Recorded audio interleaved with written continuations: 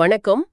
இன்னைக்கு நாம தமிழக வரலாற்றுல ஒரு முக்கியமான, அதே சமயம் ரொம்ப உணர்ச்சிகரமான ஒரு காலகட்டத்தை பத்தி ஆழமா பார்க்க போறோம். ஆமாங்க. 1987ஆம் ஆண்டு. குறிப்பா எம்ஜிஆர் ராமச்சந்திரன் அவர்களுடைய மறைவு, அதுக்கப்புறம் நடந்த அரசியல் மாற்றங்கள். இது வெறும் பழைய செய்திகளை புரட்டி பார்க்கற மாதிரி இல்லாம, உண்மையிலேயே அந்த நேரத்துல என்ன நடந்தது, அதோட தாக்கம் என்னன்னு ஆழமா அலச போறோம். நிச்சயமா. இதுக்கு அடிப்படையா சில குறிப்புகள், ஆய்வுகள் இருக்கு. எம்ஜிஆரின் மரணம் மற்றும் தமிழக அரசியல் மாற்றம் 1987 தொடர்பான தரவுகளை வச்சுதான் பேச போறோம். நம்ம நோக்கம் என்னன்னா, எம்ஜிஆர் மறைவுக்கு பிறகு உடனடியா என்ன ஆச்சு, அந்த அரசியல் வெற்றிடம், அதிகார போட்டி, அப்புறம் தேர்தல் முடிவுகள். அது மட்டும் இல்ல, அந்த பெரிய மாற்றங்களுக்கு நடுவுலையும் சில விஷயங்கள் எப்படி தொடர்ந்துச்சுன்னு பார்க்கணும். பெருந்துக்கம், அரசியல் நகர்வுக்கு இடையில நடந்த முக்கியமான விஷயங்களை புரிஞ்சுக்க முயற்சிப்போம். சரி, எங்க இருந்து ஆரம்பிக்கலாம்? டிசம்பர் 24, 1987 இருந்தா அந்த நாள்ல இருந்து ஆரம்பிப்போமா? கரெக்ட். அந்த நாள்ல தான் தொடக்கப்புள்ளி. முதலமைச்சர் எம்ஜி ராமச்சந்திரன் காலமான நாள். தமிழகம் மட்டும் இல்ல, இந்தியாவே சந்திச்ச ஒரு பெரிய இழப்பது. அவர் வெறும் முதலமைச்சர் மட்டும் இல்லையே, ஒரு பெரிய நடிகர், மக்கள் மனசுல இடம் பிடிச்சவர். ஆமா, மக்கள் நலத்திட்டங்கள், அவரோட அந்த கரிஸ்மா, அதாவது கவர்ச்சியான ஆளுமை, இதெல்லாம் சேர்ந்து அவர் ஒரு தனித்துவமான தலைவராக்கியிருந்தது. அதனாலதான் அவர் மறைஞ்சப்போ ஏற்பட்ட சோகம் நினைச்சு பார்க்க முடியாத அளவுக்கு பெருசா இருந்ததா? லட்சக்கணக்கான பேர் இறுதி அஞ்சலிக்கு வந்தாங்கன்னு படிச்சிருக்கோம். உண்மைதான். அது ஒரு சகாப்தத்தோட முடிவு மாதிரி. அரசியல்வாதிகள், சினிமாக்காரங்க, சாதாரண மக்கள்னு எல்லாரும் வந்து மரியாதை செலுத்தினாங்க. அவரோட செல்வாக்கு எவ்வளவு ஆழமா இருந்ததுன்னு அப்பதான் தெரிஞ்சது. நீங்க சொல்றது சரி. எம்ஜிஆர் எப்படி அந்த சினிமா கவர்ச்சியையும் அரசியல் அதிகாரத்தையும் ஒன்னா இணைச்சாருங்கிறது ஒரு பெரிய விஷயம்தான். அதனாலதான் அவரோட இழப்பு தமிழகத்துல இவ்வளவு பெரிய வெற்றிடத்தை, ஒரு தாக்கத்தை ஏற்படுத்துச்சு. சினிமா மூலமா அவர் உருவாக்குன அந்த பிம்பம் இருக்கே, அது நேரடியா அரசியல் செல்வாக்கா மாறி இருந்துச்சு. இது வெறும் அனுதாபம் மாதிரி இல்லாம ஒரு ஆழமான பிணைப்பா இருந்தது. மிகச்சரியா சொன்னீங்க. சரி, அப்படி ஒரு மாபெரும் தலைவர் போனதுக்கு அப்புறம் அந்த அரசியல் வெற்றிடம் அது எப்படி நிரப்பப்பட்டுச்சு? என்னதான் ஆச்சு கட்சிக்குள்ள? உடனடியா நடந்தது என்னன்னா, அதிமுகக்குள்ள ஒரு பெரிய தலைமை போட்டி ஆரம்பிச்சது. எம்ஜிஆருக்கு அப்புறம் யாருங்கிற கேள்வி அது புதாகரமா வெடிச்சது. அது தவிர்க்க முடியாததா இருந்திருக்கும் இல்லையா? ஆமா, இதுலதான் கட்சி ரெண்டா உடையுது. ஒரு பக்கம் எம்ஜிஆரோட மனைவி VN ஜானகி அம்மையார், இன்னொரு பக்கம் ஜெயலலிதா. அப்போ கொள்கை பரப்பு செயலாளரா இருந்தாங்க. அதேதான். ஜானகி அம்மையார் தலைமையில ஒரு பிரிவு, ஜெயலலிதா தலைமையில இன்னொரு பிரிவுன்னு கட்சி பிரிவுபடுது. இந்த உட்கட்சி பூசல் பெரிய விளைவுகளை ஏற்படுத்தியிருக்குமே, நிர்வாகம் எல்லாம் ஸ்தம்பிச்சு போயிருக்குமே. நிச்சயமா. அரசியல் ஸ்திரத்தன்மை இல்லாம போச்சு. கொள்கை முடிவுகள் எடுக்கிறதுல, அதை அமல்படுத்துறதுல எல்லாம் தாமதம். கடைசியில ஆளுநர் ஆட்சி அமல்படுத்த வேண்டிய நிலைமை வந்தது. அப்ப மக்கள் அதை எப்படி பார்த்தாங்க? ஒரு பக்கம் தலைவர் இல்ல, இன்னொரு பக்கம் கட்சி ரெண்டா உடைஞ்சிருக்கு. அவங்க மனநிலை எப்படி இருந்தது? மக்கள் மத்தியில ஒரு குழப்பம், ஒரு விதமான கவலை, அடுத்து என்ன நடக்குமோங்கிற ஒரு நிச்சயமற்ற தன்மை இருந்தது. உண்மைதான். பாருங்க, 10 வருஷமா எம்ஜிஆர் தலைமையில ஒரு நிலையான ஆட்சிக்கு பழகிட்டாங்க. ஆமா, திடீர்னு இப்படி ஒரு நிலைமை. அந்த நேரத்தை செய்தித்தாள்கள்லாம் பார்த்தா இந்த கவலை, சில எதிர்ப்புகள் கூட பதிவாகியிருக்கு. இந்த இடத்துலதான் ஜெயலலிதாவோட அரசியல் முக்கியத்துவம் வெளிப்பட ஆரம்பிக்குதுன்னு சொல்லலாமா? கண்டிப்பா. எம்ஜிஆர் இருக்கும்போதே அவருக்கு அடுத்து இவர்தான்னு ஒரு பார்வை இருந்தது. அந்த பிளவுக்கு பிறகு அவர் தனக்கான ஆதரவை தொண்டர்கள் மத்தியில அதை திரட்ட ஆரம்பிச்சார். அரசியல் நோக்கர்கள் அப்பவே கணிக்க ஆரம்பிச்சிட்டாங்களா? ஓரளவுக்கு ஆமா. இவர்கிட்ட ஒரு நீண்ட அரசியல் எதிர்காலம் இருக்குன்னு பேச ஆரம்பிச்சிட்டாங்க. அந்த நெருக்கடியான சமயத்திலையும் அவர் தன்னோட தலைமை பண்பை காட்ட முயற்சி செஞ்சார். சரி, இந்த அரசியல் குழப்பங்கள் எல்லாம் நடந்துகிட்டு இருக்கும்போதே சட்டமன்ற தேர்தல் வருது. அது 1987 கடைசியிலையா? இல்ல, அங்க ஒரு சின்ன திருத்தம். எம்ஜிஆர் மறைந்தது டிசம்பர் 1987. அதுக்கப்புறம் ஆளுநர் ஆட்சி வந்து தேர்தல் நடந்தது ஜனவரி 1989. ஓ, 1989 ஜனவரி. சரி, அந்த தேர்தல் களம் எப்படி இருந்தது? ரொம்பவே வித்தியாசமா இருந்திருக்கும்ல, எம்ஜிஆர் இல்லாத முதல் தேர்தல். ஆமா, ரொம்பவே வித்தியாசமான தேர்தல். முக்கியமா அதிமுக 2 அணியா பிரிஞ்சு நிக்குது. ஜானகி அணி, ஜெயலலிதா அணி. ஜே அணி, ஜா அணின்னு சொன்னாங்க இல்லையா? அதேதான். இன்னொரு பக்கம் 10 வருஷமா எதிர்க்கட்சியா இருந்த திமுக, அவங்க முழு பலத்தோட தேர்தலை சந்திச்சாங்க. காங்கிரஸ் தனியா நின்னாங்க. அப்போ கிட்டத்தட்ட ஒரு நாற்புற போட்டி மாதிரி இருந்ததா? ஆமா, வாக்காளர்கள் முன்னாடி பல தேர்வுகள். யாருக்கு ஓட்டு போடுறதுன்னு ஒரு குழப்பமான சூழல். அப்போ வாக்காளர்கள் மனநிலை எப்படி இருந்துச்சு? எம்ஜிஆரோட அனுதாபம் அந்த 2 அணிகளுக்கும் பிரிஞ்சு போச்சா, இல்ல நிலையான ஆட்சி வேணும்னு நினைச்சாங்களா? ஆதாரங்கள் காட்டுறது என்னன்னா, மக்கள் ஒரு நிலையான ஆட்சியை விரும்பி இருக்கிறாங்க.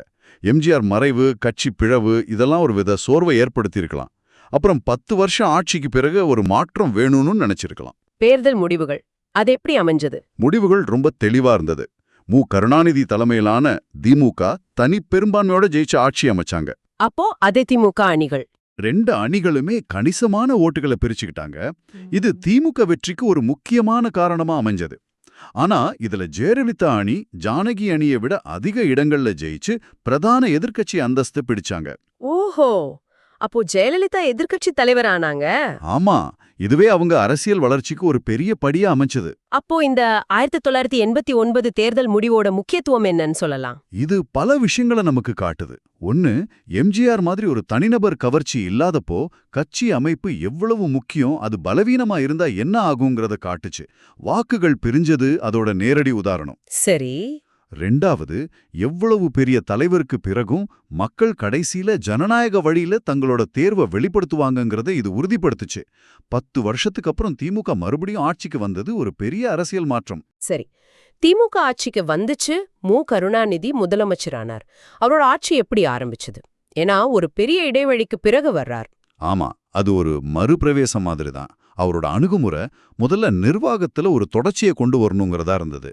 குறிப்பா சமூக நலத்திட்டங்கள்ல கவனம் செலுத்தினாங்க. கல்வி, சுகாதாரம், உள்கட்டமைப்பு இதுலெல்லாம் கவனம் செலுத்துறதா அறிவிச்சாங்க இல்லையா? ஆமா, மக்கள் நம்பிக்கையை மறுபடியும் பெற வேண்டிய ஒரு சூழல். ஏன்னா எம்ஜிஆர் காலத்து திட்டங்கள் மேல மக்களுக்கு ஒரு பெரிய பிடிப்பு இருந்தது. அதை எப்படி சமாளிச்சாங்க? அந்த திட்டங்களை நிறுத்துனாங்களா? இல்ல, அதுதான் முக்கியம். எம்ஜிஆர் காலத்துல ஆரம்பிச்சு சில காரணங்களால நின்னு போன திட்டங்கள் எல்லாம் மறுபடியும் கையில எடுத்து அதை செயல்படுத்துறதுல கவனம் செலுத்தினாங்க. இது ஒரு வகையில ஆட்சி மாறினாலும் நிர்வாகம் தொடருதுங்கிற நம்பிக்கையை மக்களுக்கு கொடுத்துச்சு. இது ஒரு சவாலான சூழலையும் தமிழகத்தோட ஜனநாயக கட்டமைப்பு செயல்படுதுங்கிறத காட்டுச்சுன்னு சொல்லலாமா? நிச்சயமா. இப்போ ஒரு சுவாரஸ்யமான விஷயம். இவ்ளோ பெரிய அரசியல் மாற்றங்கள், ஆட்சி மாற்றம், கட்சி பிளவு எல்லாம் நடந்தாலும் சில விஷயங்கள் மட்டும் அப்படியே தொடர்ந்து நடந்துகிட்டே இருந்திருக்கு. குறிப்பா எம்ஜிஆர் கொண்டு வந்த அந்த மக்கள் நல திட்டங்கள், அது எப்படி சாத்தியமாச்சு? இது உண்மையிலேயே நம்ம கவனிக்க வேண்டிய ஒரு விஷயம். அந்த அரசியல் நிச்சயமற்ற தன்மை இருந்தப்போ கூட, அதாவது ஆளுநர் ஆட்சி காலத்திலயும் சரி, அதுக்கப்புறம் வந்த திமுக ஆட்சி காலத்திலயும் சரி, எம்ஜிஆரோட ரொம்ப பாப்புலரான திட்டங்கள், சத்துணவு திட்டம் மாதிரி, முக்கியமா சத்துணவு திட்டம், அப்புறம் மலிவு விலை அரிசி, சில கல்வி உதவிகள், சுகாதார முன்னெடுப்புகள், இதுல பலதும் தொடர்ந்துச்சு. அப்போ இந்த திட்டங்கள் எல்லாம் அரசியல் மாற்றங்களையும் தாண்டி நிக்கிற அளவுக்கு ஒரு வலுவான அடித்தளத்தோட இருந்திருக்கு. ஆமா, குறிப்பா சத்துணவு திட்டம், அது லட்சக்கணக்கான குழந்தைங்களோட பசியை போக்குன ஒரு திட்டம். அது அவ்வளோ சுலபமா நிறுத்திட முடியாது. அதை நிறுத்தினா அரசியல் ரீதியா பெரிய எதிர்ப்பு வரும்னு எல்லாருக்கும் தெரியும். இது எதை காட்டுது? சில திட்டங்கள் தனிப்பட்ட தலைவர்களையும் தாண்டி முக்கியத்துவம் பெறுதா? ஆமா, அது ஒரு சமூக தேவையா மாறிடுது. அதோட அந்த திட்டங்களை செயல்படுத்துற அரசியல் இயந்திரம், அதாவது பியூரோக்ரசி, அதுவும் ஓரளவுக்கு தன்னோட வேலையை தொடர்ந்து செஞ்சிருக்கு. இத நிர்வாகத்தோட ஸ்திரத்தன்மையும் காட்டுது. இது ரொம்ப முக்கியமான பாயிண்ட். தலைவர்கள் மாறலாம், ஆனா மக்களுக்கு போய் சேர வேண்டிய அடிப்படை சேவைகள் தொடர்ந்து நடக்கணும். இது நல்ல ஜனநாயகத்துக்கு அடையாளம் இல்லையா? கரெக்ட். இதுதான் நிறுவனங்களோட பலம். தலைவர்கள் வருவாங்க போவாங்க, ஆனா இந்த அமைப்புகள் வலுவா இருந்தா பெரிய அரசியல் புயலை கூட சமாளிக்க முடியும். எம்ஜிஆர் மேல இருந்த அந்த பாசம் அவர் திட்டங்கள் மேலயும் இருந்ததால அதை தொடர்றது ஒரு அரசியல் கட்டாயமாகவும் இருந்திருக்கும். நிச்சயமா. நலத்திட்டங்கள் மட்டும் இல்ல, நாம பாக்குற குறிப்புகள் படி உள்கட்டமைப்பு திட்டங்களும் பெரிய அளவுல தடைப்படாம தொடர்ந்திருக்கு. அப்படியா? என்ன மாதிரி திட்டங்கள்? ஏற்கனவே நடந்துகிட்டு இருந்த ரோடு போடுற வேலை, பாலம் கட்டுறது, ஸ்கூல், ஹாஸ்பிட்டல் கட்டுறது, இந்த மாதிரி வேலைகள் பெரும்பாலும் தொடர்ந்திருக்கு. சென்னை, கோயம்புத்தூர் மாதிரி பெரிய நகரங்கள்ல சில நவீனமயமாக்கல் பணிகளும் மெதுவா நடந்திருக்கு. இதுவும் நிர்வாக தொடர்ச்சி எவ்வளவு முக்கியம்னு காட்டுது. அதேதான். அரசியல் குழப்பம் இருந்தாலும் அன்றாட நிர்வாகம், நீண்டகால திட்டங்கள் ஓரளவுக்கு தொடர்ந்தது ரொம்ப முக்கியம். இல்லனா மாநிலத்தோட வளர்ச்சியே பாதிக்கும். சரி, நிர்வாகம் ஒரு பக்கம் இப்படியே போய்கிட்டு இருந்தாலும் அரசியல் களம் மறுபடியும் சூடு பிடிச்சிருக்கும். நாம ஜெயலலிதாவோட எழுச்சி பத்தி பேசணும். அந்த 1989 தேர்தலுக்கு பிறகு அவரோட நிலை என்ன ஆச்சு? அந்த தேர்தல்ல ஜெயலலிதா அணிதான் அதிமுகவின் பிரதான அணியா உருவெடுத்து எதிர்க்கட்சி தலைவரானாங்க இல்லையா? இதுவே அவங்களுக்கு ஒரு பெரிய அங்கீகாரம். எம்ஜிஆரோட உண்மையான அரசியல் வாரிசு நான் தான் நிலைநிறுத்திக்க இது ஒரு நல்ல வாய்ப்பா அமைஞ்சது. அப்போ அந்த காலகட்டத்துல அவங்க எப்படி செயல்பட்டாங்க? ரொம்ப தீவிரமா கட்சி பணியில இறங்கிட்டாங்க. தொண்டர்கள் மத்தியிலையும் மக்கள் மத்தியிலையும் தன்னோட செல்வாக்கு அதிகப்படுத்திக்கிட்டாங்க. சட்டமன்றத்துல பாத்தீங்கன்னா ஒரு வலிமையான எதிர்க்கட்சி தலைவரா செயல்பட ஆரம்பிச்சாங்க. ஊடகங்கள் கவனம் ஊடகங்களோட கவனம் அவர் மேல அதிகமா திரும்ப ஆரம்பிச்சது. அவரோட பேச்சுகள், செயல்பாடுகள் எல்லாம் செய்தியா வந்துச்சு. இந்த எழுச்சியோட பெரிய முக்கியத்துவம் என்ன? தமிழக அரசியல்ல இதோட தாக்கம். இது வெறும் ஒரு தனிநபர் எழுச்சி மட்டும் இல்ல. எம்ஜிஆருக்கு அப்புறம் தமிழ்நாடு அரசியல்ல ஒரு புதிய வலிமையான சக்தி உருவாகுதுங்கிறதோட அறிகுறி இது. முக்கியமா அந்த காலத்துல ஆணாதிக்கம் அதிகமா இருந்த அரசியல் களத்துல ஒரு பெண் தலைவர் இவ்ளோ உறுதியா எழுந்து நின்னது ஒரு சமூக அரசியல் மாற்றமாவும் பார்க்கப்பட்டுச்சு. இது பின்னால தமிழக அரசியலையே வடிவமைச்சதுல ஒரு முக்கிய பங்கு வகிச்சதுன்னு சொல்லலாம். சந்தேகமே இல்ல. சரி, இந்த எல்லா நிகழ்வுகளையும் எம்ஜிஆர் மரணம், அரசியல் குழப்பம், தேர்தல், ஆட்சி மாற்றம், ஜெயலலிதா எழுச்சி இதையெல்லாம் மக்கள்கிட்ட கொண்டு போய் சேர்த்ததுல ஊடகங்களோட பங்கு அது எப்படி இருந்தது? 1987-89 காலகட்டத்துல ஊடகங்களோட பங்கு ரொம்ப ரொம்ப முக்கியம். அன்றைய செய்தித்தாள்கள், வானொலி, அப்போ அதுக்கு பெரிய ரீச் இருந்தது. அப்புறம் கொஞ்சம் கொஞ்சமா வளர்ந்து வந்த தொலைக்காட்சி, தூர்தர்ஷன். ஆமாம், இவையெல்லாம் இந்த நிகழ்வுகளை உடனுக்குடன் மக்களுக்கு கொடுத்துச்சு. குறிப்பா எம்ஜிஆரோட இறுதி ஊர்வல காட்சிகள் அது லட்சக்கணக்கான மக்களை சென்றடைஞ்சது. வெறும் செய்தியா மட்டும் கொடுத்தாங்களா இல்ல விவாதங்கள், அலசல்கள்னு நடந்ததா? நிறையாவே நடந்தது. யார் அடுத்த தலைவர், ஆட்சியில என்ன சவால் இருக்கு, அடுத்து என்ன நடக்கும்னு பல யூகங்கள், கட்டுரைகள், தலையங்கங்கள் எல்லாம் வெளியாச்சு. ஒரு நெருக்கடியான சமயத்துல தகவல் கொடுக்கறதோட ஒரு பொது விவாதத்துக்கான இடத்தையும் ஊடகங்கள் உருவாக்குச்சு. மக்களின் கூட்டு நினைவை உருவாக்குறதுலயும் அதுக்கு பங்கு இருந்திருக்கு. நிச்சயமா. எம்ஜிஆரோட மறைவு சினிமா உலகத்தை எப்படி பாதிச்சது? ஏன்னா அவரோட வேர்கள் அங்கதானே இருக்கு. அது ஒரு பெரிய பாதிப்பு. தமிழ் சினிமாவுக்கும் அரசியலுக்கும் இருந்த அந்த பிரிக்க முடியாத பந்தத்தோட முக்கியமான கண்ணியே அவர்தான். அவர் போனது திரையுலகத்துல ஒரு பெரிய வெற்றிடத்தை ஏற்படுத்துச்சு. எப்படி அதை வெளிப்படுத்தினாங்க? நிறைய அஞ்சலி கூட்டங்கள் நடத்தினாங்க, சிறப்பு திரையிடல்கள், அவரை பத்தின டாக்குமெண்ட்ரிகள்னு அவருக்கு மரியாதை செலுத்தினாங்க. சினிமாவுக்கும் அரசியலுக்குமான ஒரு பாலமா இருந்த ஒரு பெரிய கலாச்சார அடையாளத்தை இழந்துட்டோம்னு ஃபீல் பண்ணாங்க. அந்த பாலம் உடைஞ்ச மாதிரி ஒரு உணர்வு இருந்திருக்கும். ஆமா, எம்ஜிஆர் மூலமா சினிமாவுக்கு கிடைச்ச அந்த அரசியல் முக்கியத்துவம் அது அவர் போனதுக்கப்புறம் இருக்குமாங்கிற கேள்வி எழுந்துச்சு. அதே சமயம் அவரோட மரபு, அவர் படங்கள்ல சொன்ன விஷயங்கள் அதெல்லாம் சில புதிய படங்களை எடுக்கிறதுக்கு ஒரு இன்ஸ்பிரேஷனாவும் இருந்தது. அவரோட பழைய படங்களுக்கு மறுபடியும் டிமாண்ட் வந்ததா? ஆமா, அதுவும் நடந்தது. இது தமிழ் சினிமாவும் அரசியலும் எந்த அளவுக்கு பின்னி பிணைஞ்சிருக்குங்கிறத மறுபடியும் காட்டுச்சு. ஆகா, 1987 ஆரம்பிச்ச அந்த காலகட்டம் தமிழகத்துக்கு ஒரு பெரிய திருப்பு முனை. நம்ம இப்போ பேசின விஷயங்கள் எல்லாம் தொகுத்து பார்த்தா என்ன முக்கியமா நிக்குது? முதல்ல எம்ஜிஆரோட மறைவு. அது ஒரு பெரும் சோகத்தையும் அரசியல் வெற்றிடத்தையும் கட்சிக்குள்ள அதிகார போட்டியும் ஏற்படுத்துச்சு. அதைத் தொடர்ந்து 1989 நடந்த தேர்தல் ஒரு பெரிய ஆட்சி மாற்றத்தை கொண்டு வந்து திமுகவை ஆட்சிக்கு அமர்த்துச்சு. ஆனா அதே சமயம் இவ்வளவு குழப்பத்துக்கு நடுவுலயும் எம்ஜிஆர் கொண்டு வந்த மக்கள் நலத்திட்டங்கள், சில உள்கட்டமைப்பு பணிகள்ல ஒரு தொடர்ச்சி இருந்தது.